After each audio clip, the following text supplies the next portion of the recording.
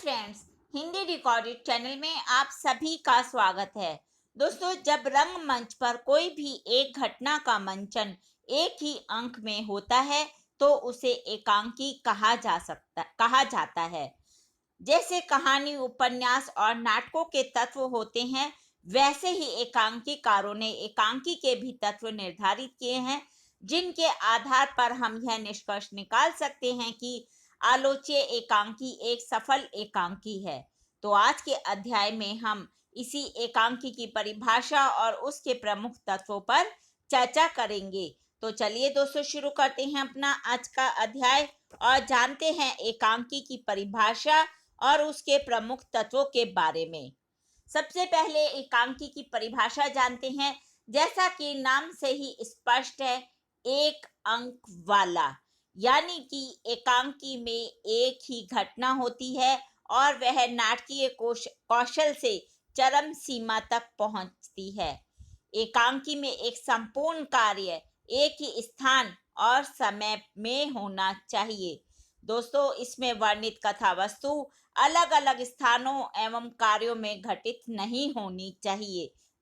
अधिकांश एकांकी एक ही अंक और एक ही दृश्य में समाप्त हो जाते हैं, जिससे प्रभाव की एकता एवं घटनाओं की एक सूत्रता बनी रहती है। तो ये हमने जाना कि एकांकी किसे कहते हैं। अब हम जानते हैं एकांकी के प्रमुख तत्व, जो कि 6 तत्व हैं। उसके बारे में, उन तत्वों के बारे में हम विस्तार पूर्वक चर्चा कर लेते हैं। पहला तत्व है कथानक, यानी कि कथा वस्तु या कहानी। किसी भी एकांकी का कथानक इतिहास, राजनीति, पुराण, लोकतंत्र, समाज या चरित्र विशेष से लिया जा सकता है और उसका संबंध जीवन की किसी एक घटना से होता है। दोस्तों, एकांकी में कथानक के मुख्य 5 भाग होते हैं। पहला प्रारंभ, यानी कि एकांकी का आरंभ कैसा है, उसके बाद उसका नाटकीय स्थल, फिर है द्वंद्व और उसके बाद चरम सीमा और अंत में है परिणति। डॉक्टर रामकुमार वर्मा का एकांकी दीपदान एक ही कथानक और मुख्य घटना पर आधारित है और इसमें कथानक का विस्तार नहीं है। पन्ना धाय द्वारा चित्तौड़ के राजकुमार की जीवन रक्षा के लिए अपने पुत्र को बलिदान करना ही इसकी मुख्य कथा वस्तु है और इसे नाटकीय ढंग से प्रस्तुत किया गया है।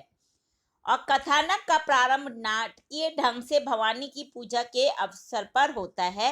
शामली का आकर पन्नाधाय से यह कहना कि सिपाहियों ने महल को चारों ओर से घेर लिया है, नाटकीय स्थल है। और इस कथानक में द्वंद्व उस समय आता है जब पन्नाधाय कुंवर के स्थान पर अपने पुत्र चंदन को सुला देती है और फिर रणबीर द्वारा चंदन पर तलवार से आघात करना एकांकी की चरम सीमा है।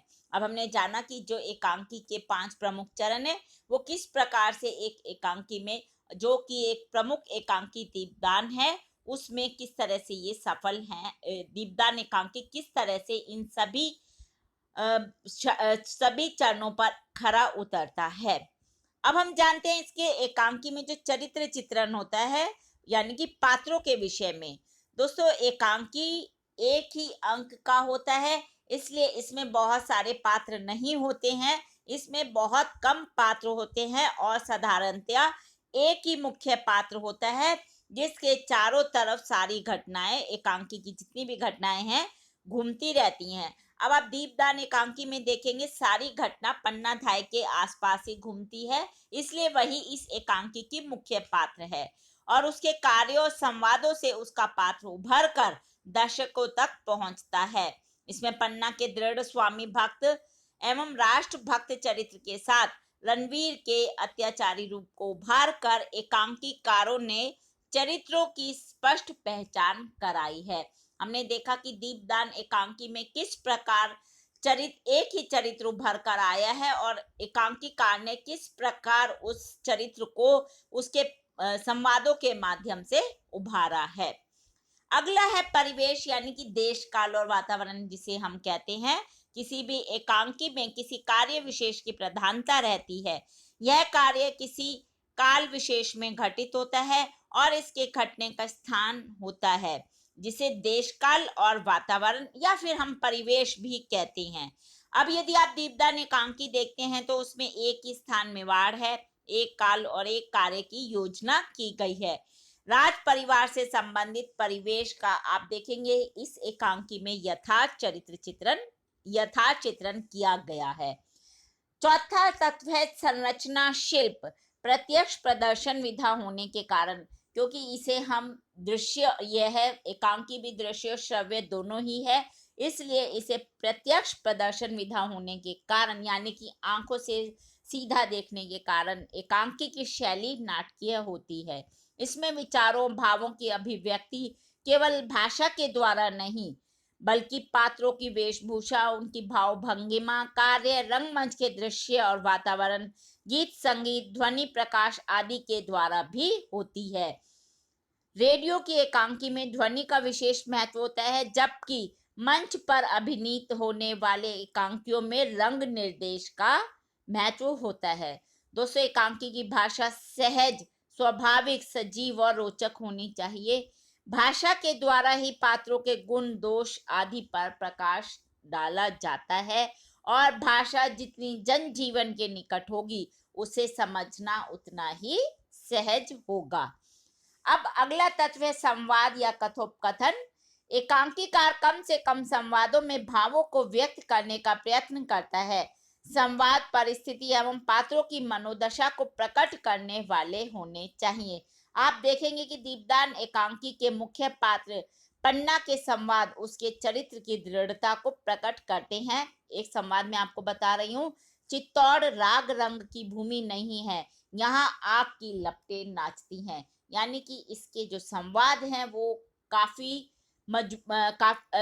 अच्छे होने चाहिए, जिससे कि जो मुख्य पात्र है उसके चरित्र को अच्छे से दर्शकों के सामने एकांकीकार उभार कर ला सके।